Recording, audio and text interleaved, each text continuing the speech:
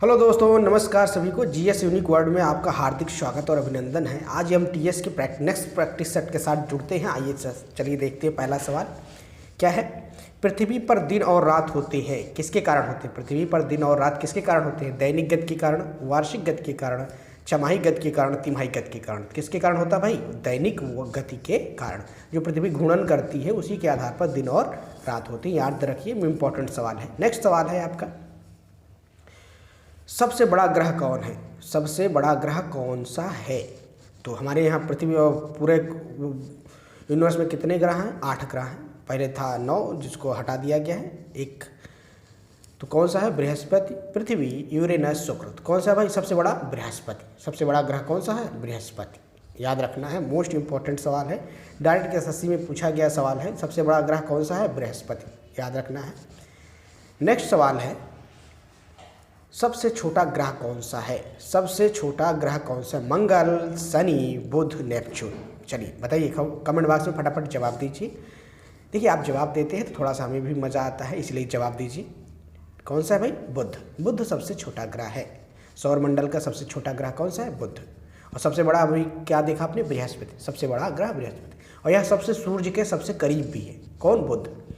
Next है, अगुलुहास धारा किस महासागर में बहती है? अगुलुहास धारा किस महासागर में बहती है?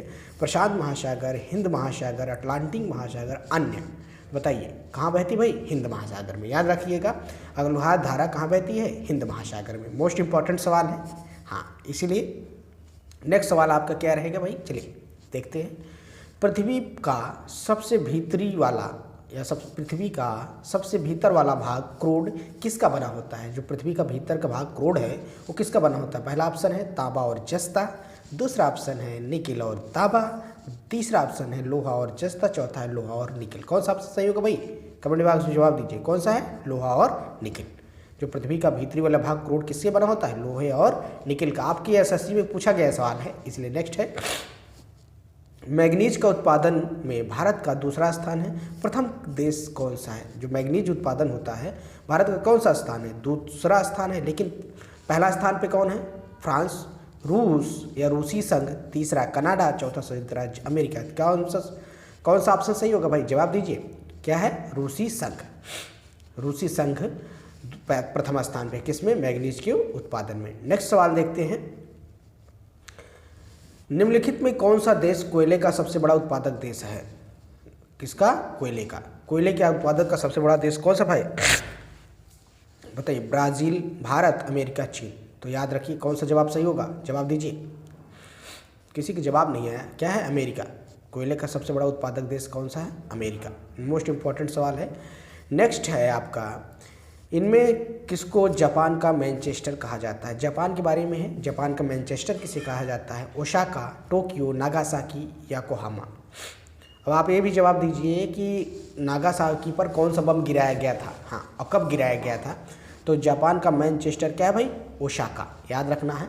देखिए, वीडियो को अगर लाइक नहीं किया तो वीडियो को लाइक कर दे, चैनल को सब्सक्राइब नहीं किया तो चैनल को सब्सक्राइब कर ले, और तो अपने दोस्तों में कमेंट भी कर दे। मोस्ट इंपॉर्टेंट सीरीज़ के साथ हम लोग जुड़े रहेंगे, और आपकी उम्मीद करते हैं कि आपको इस सेशन मज़ा भी आ रहा होगा, है ना, और आपकी एग्ज़ाम में कहीं ना कहीं मोस्ट इंपॉर्टेंट सवालों के साथ ये मिलेंगे आपको, है ना। तो क्या भाई? ओसाका। क्या कौन सा ऑप्शन सही होगा? ए ऑप्शन सही होगा, ओसाका। नेक्स्ट आपका सवाल है, भारत में के स्वतंत्रता संघर्ष के दौरान डेक्कन एजुकेशन सोसाइटी नामक संस्था की स्थापना किसने की थी? मोस्ट इंपॉर्टेंट सवाल, छपने वाला सवाल लिखिए। Most important, very very important लिखिए, और ये छपने वाला सवाल लिखिए। किसने किया था? जवाहरलाल नेहरू, रविन्द्रनाथ टैगोर, बाल गंगाधर तिलक, बिमलेश चंद्र बनर्जी। कौन सा जवाब सही है? जवाब दीजिए। किसने किया था भाई साहब? बाल गंगाधर तिलक ने किया था। मोस्ट इंपॉर्टेंट सवाल है। नेक्स्ट है, 1857 के गदर के समय भारत का गवर्नर जनरल कौन था? देखिए, ये आपकी यूपी SSS में पूछा गया, हाईकोर्ट में पूछा गया, रेलवे में पूछा गया, और एसएससी तो पूछेगा, पूछने जाने की संभावना मैक्सिमम है, इसीलिए इसको अंडरलाइन करिए और छपने वाला सवाल लिखिए। 1857 की गदर के समय भारत का गवर्नर जनरल कौन था? Lord Canning, Neil Armstrong, John Mathai, अन्य। बताइए। देखिए आप कमेंट बॉक्स में अगर जवाब देते हैं ना, थोड़ा सा हमें भी मज़ा आता है और लगता है कि आपकी तैयारी अच्छी हो रही है। तो कौन था भाई? Lord Canning. कौन था भाई? Lord Canning. याद रखिएगा, मोस्ट इंपॉर्टेंट सवाल। कैनिंग था भाई 1857 के जब गदर हुआ था। कहाँ से शुरू हुआ था? मेरठ से। नेक्स्ट सवाल है, भारत भारतीयों के लिए, कितना इंपॉर्टेंट सवाल है सोचिए, भारत भारतीयों के लिए नारा किस संस्था ने दिया था? इंपॉर्टेंट सवाल, लिखिए। देखिए जितनी सीरीज के आपको जो 25 क्वेश्चन की हमने सीरीज चला रखी है, सच बता रहे जब तक एग्ज़ाम होगा आपके ऐसे सवाल और आपके एग्ज़ाम में टकराएंगे कहीं ना कहीं। याद रखिएगा इस चीज़ को, आपकी एक अच्छी प्रैक्टिस हो जाएगी। चलिए जवाब दीजिए। भारत भारतीयों के लिए नारा किस संस्था ने दिया था? अशासकीय संस्था ने, आर्य समाज ने, ब्रह्म समाज ने, अन्य? बताइए। कमेंट बॉक्स में जवाब दिया करिए भाई। देखिए जवाब देंगे तो आपका गलत होगा सही, ये मायने नहीं रखता है, मगर आप जब जवाब देते हैं ना तो इससे आपकी तैयारी की एक अच्छा है ना। तैयारी आपको पता चलता है कि हमारा लेवल कितना है और कितनी हद तक तैयारी करनी है ना। तो कौन सा किसने किया था भाई? भारत आर्य, किसने किया था? आर्य समाज ने। हाँ, किसने किया था? आर्य समाज ने। आर्य समाज एक संस्था है जो कि किस, और इसके संस्थापक के जवाब दीजिए, इसके संस्थापक कौन है? नेक्स्ट है, विंध्याचल और सतपुड़ा पहाड़ियों के बीच में होकर बहने वाली नदी? बताइए। इंपॉर्टेंट नहीं, वेरी वेरी इंपॉर्टेंट। देखिए कितनी मज़ेदार सवाल है। विंध्याचल और सतपुड़ा पहाड़ियाँ के बीच से होकर बहने वाली नदी कौन सी है? नर्मदा, सिंधु, कोसी, गोदावरी? चलिए जवाब दीजिए। मोस्ट इंपॉर्टेंट सवाल है। आई होप, हम उम्मीद करते हैं कि आपको जवाब देंगे कमेंट बॉक्स। देखिए आप कमेंट बॉक्स में अगर आप जवाब देते हैं, इसके पहले आंसर तो हम बताएंगे ना, इसके पहले आप जवाब देते हैं तो आपको लगता है कि हमारी प्रैक्टिस कितनी तेज़ है, और इस तरह से आपकी प्रैक्टिस भी अच्छी खासी हो जाएगी, है ना। हाँ, तो कौन सा सही है? देखिए आप लोग जवाब भी नहीं दे रहे हो और लाइक भी नहीं कर रहे हैं और व्यूज़ भी नहीं है, तो अब थोड़ा सा अपने दोस्तों में भी लाइक करिए, हमें भी थोड़ा सा ऊर्जा मिलेगी। ठीक है, क्या है भाई जवाब? बताइए। नर्मदा, सिंधु, कोसी, गोदावरी। क्या सा ऑप्शन होगा? नर्मदा।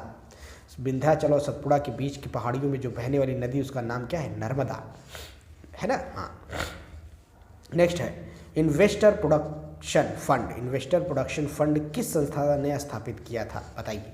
मोस्ट इंपॉर्टेंट सवाल है, इकोनॉमिक्स का सवाल है, जो कि एसएससी में आने की उम्मीद ज़्यादा है और आया हुआ सवाल भी है। एसएससी में नहीं आया लेकिन एक दूसरे एग्ज़ाम में आया हुआ है, तो आप याद रखिएगा। एक केस में पीसीएस में आया हुआ सवाल है बहुत साल पहले। ठीक है, अब investor production fund, investor production fund किस संस्था ने स्थापित किया?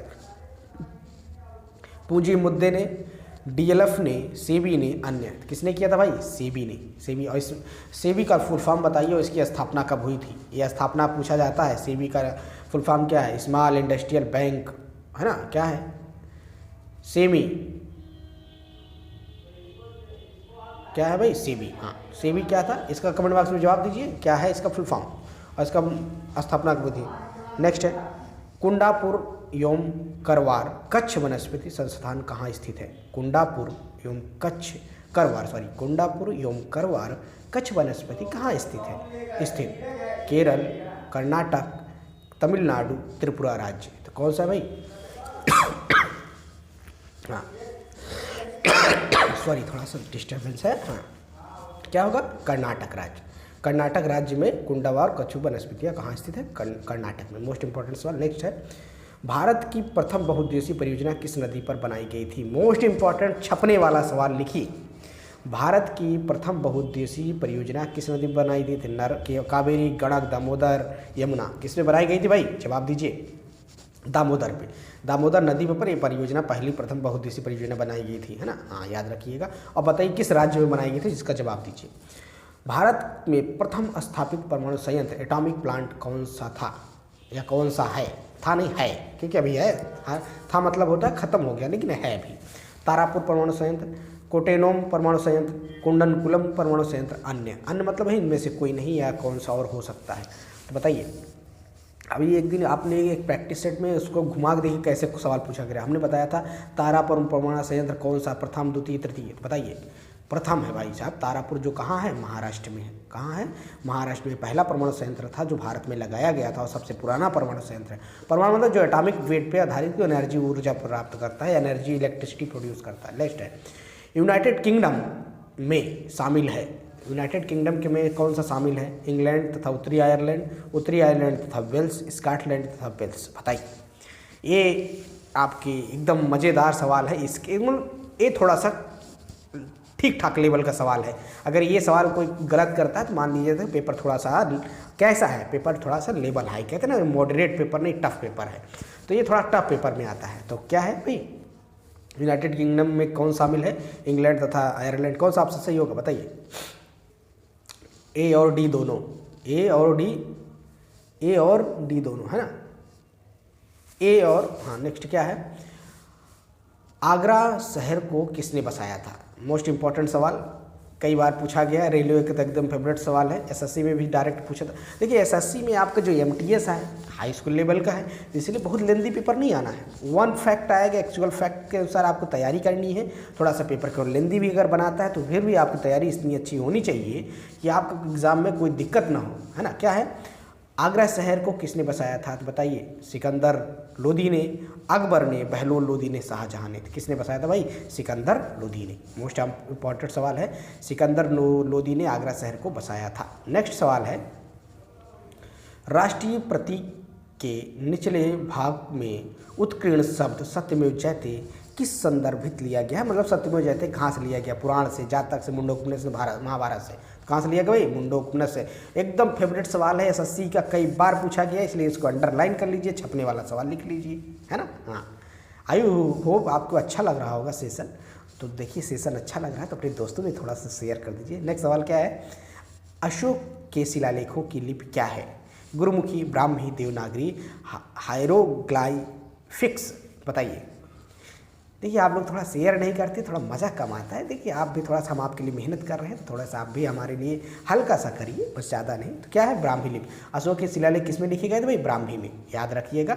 मोस्ट इंपॉर्टेंट, डायरेक्ट ऐसे पूछता है, अशोक के शिलालेख किस भाषा में लिखे गए? तो ब्राह्मी में, है ना। हाँ, बिहू निम्न में से किसका लोकप्रिय नृत्य है, उत्सव है, या नृत्य है या उत्सव? बताइए किसका भाई? असम में। असम में बिहू मनाया जाता है, जो कि एक मोस्ट फेवरेट लोकप्रिय उत्सव होता है। नेक्स्ट है, विवेकानंद रॉक मेमोरियल कहाँ स्थित है? अंडमान निकोबार में, लक्षद्वीप में, केरल में, तमिलनाडु में। चलिए बताइए, ए बी सी डी कौन सा ऑप्शन सही है? बताइए, कमेंट बॉक्स में जवाब दीजिए। देखो यार, जवाब देने से थोड़ा सा हमें भी ऊर्जा मिलती है कि हाँ बच्चों की तैयारी ठीक ठाक चल रही, हमें भी मज़ा आता है, इसलिए कहते हैं चलिए कहाँ है भाई? तमिलनाडु में। तमिलनाडु में।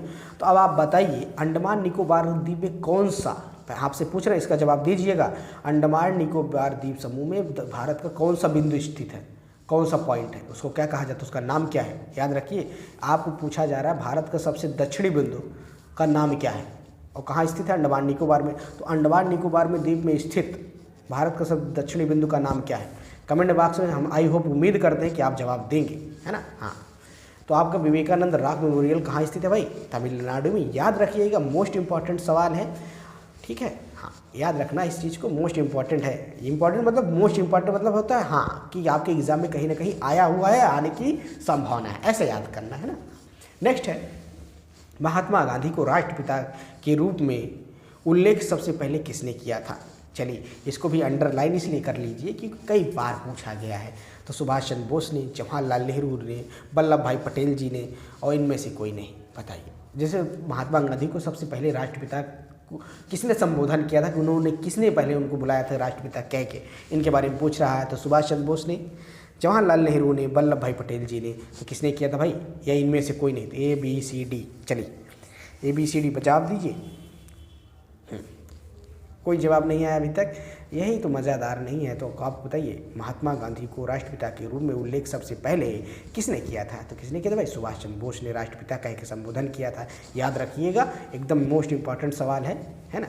देखिए आप तो वीडियो को लाइक करिए, ज़्यादा से ज़्यादा अपने दोस्तों में शेयर करिए, हमें कहने में थोड़ा सा आप भी सोचिए, है ना। आपका फ़र्ज है ना, हमारा कर्तव्य, आपका भी फर्ज थोड़ा सा है ना। हाँ भाई, आई होप हम उम्मीद करते हैं कि आप शेयर करेंगे अपने दोस्तों में भी, ठीक है। हाँ, तो मोस्ट इंपॉर्टेंट सवाल है, क्या है, कौन हो गया? ए ऑप्शन सही है, सुभाष चंद्र बोस। नेक्स्ट है, प्रथम गोलमेज सम्मेलन कहाँ हुआ था? प्रथम गोलमेज सम्मेलन कहाँ हुआ था? नई दिल्ली में, लंदन में, बम्बई में, और इनमें से कोई नहीं। तो पूछ रहा प्रथम गोलमेज सम्मेलन किस जगह हुआ था? तो किस जगह हुआ? तो मतलब देखो, गोलमेज 3 सम्मेलन हुए थे। तो गोलमेज सम्मेलन में पहले तो ये पूछ लेता है तीनों गोलमेज सम्मेलन में भाग लेने वाला कौन था, तो डॉक्टर भीमराव अंबेडकर जो थे तीनों गोल सम्मेलन में भाग लिए थे। अब ये पूछ लेता कांग्रेस ने किस गोलमेज सम्मेलन में भाग लिया, तो कांग्रेस द्वितीय गोलमेज सम्मेलन में भाग लिया था। और कहाँ हुआ था, लंदन में, याद रखना है लंदन में गोलमेज सम्मेलन हुआ था, याद रखा लंदन में गोलमेज सम्मेलन हुआ था। तो कहाँ हुआ था, लंदन में। तो याद रखना है किसने भाग लिया था, हाँ सुबह तीनों में किसने भाग लिया था, डॉक्टर भीमराव अंबेडकर। दो में किसने भाग लिया था, महात्मा गांधी। नेक्स्ट है, देश का लौह पुरुष किसे कहा जाता है, देश का लौह पुरुष किसे कहा जाता है, सरदार पटेल को, पंडित जवाहरलाल नेहरू को, महात्मा गांधी को, लोकमान्य तिलक को। बताइए लौह पुरुष, हाँ कई बार पूछा गया एसएससी का फेवरेट सवाल, favourite question, most important session के साथ हम लोग जुड़े हैं। 25वां सवाल है, ये आपके इम्पॉर्टेंट सवाल है। अभी सेशन के एक सवाल और बचेगा।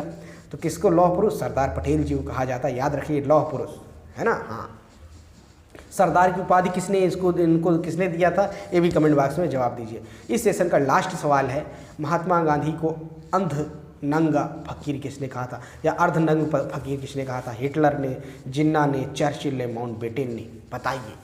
देखिए गांधी जी याद रखिए एक ही धोती पहनते थे, तो उनके बारे में कहा गया ये अर्धनग्न फकीर। तो अर्धनग्न फकीर किसने कहा था, हिटलर ने, जिन्ना ने, चर्चिल ने, माउंटबेटन ने। किसने कहा था भाई, चर्चिल ने। चर्चिल ने महात्मा गांधी क्या कहा था। और एक किसने कहा था, वन मैन बाउंड्री की संज्ञा महात्मा गांधी किसने दी थी, ये भी जवाब दीजिएगा। और चर्चिल ने इनको अर्धनग्न फकीर कहा था। मोस्ट इंपॉर्टेंट सवाल है, इसीलिए चलिए आज के सेशन में यहीं तक। आई होप आपको मज़ा आया होगा सेशन के साथ। अगर मज़ा आया है तो वीडियो को लाइक करिए, चैनल को सब्सक्राइब करिए। ऐसे वीडियो हम आपको एसएससी की इस तरह प्रैक्टिस करा देंगे, जीएस के सवाल आपके कहीं ना कहीं छूटेंगे नहीं, ये हमारी गारंटी रहेगी। अगर आप चैनल के सेशन के साथ जुड़े रहिए और इस तरह का फ़ायदा लीजिए। Thank you all.